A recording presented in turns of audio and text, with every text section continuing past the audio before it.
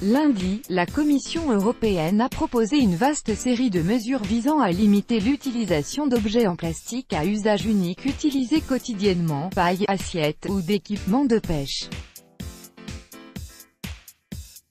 Le but affiché est de lutter contre la pollution, notamment des océans. Selon une étude des Nations Unies, ce sont plus de 8 millions de tonnes de plastique qui sont déversées dans les océans chaque année.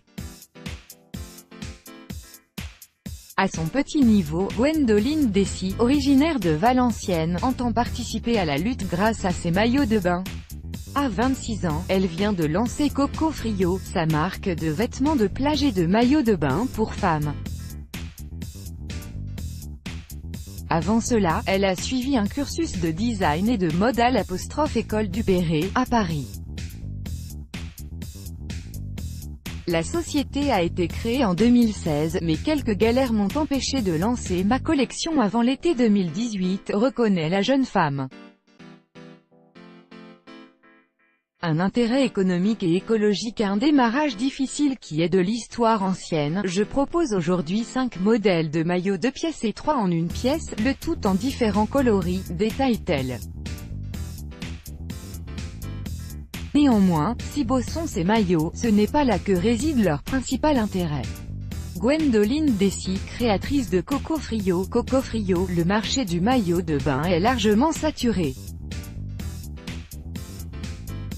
Je cherchais un moyen de me démarquer tout en apportant un côté environnemental à ma démarche, explique Gwendolina.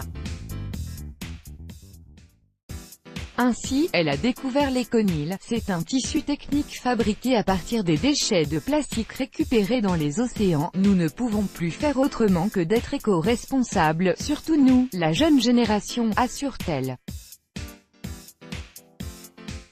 Cette matière permet de faire un pas dans ce sens sans être au détriment du style pour mes maillots. Un maillot 1 pièce de la marque Coco Frio.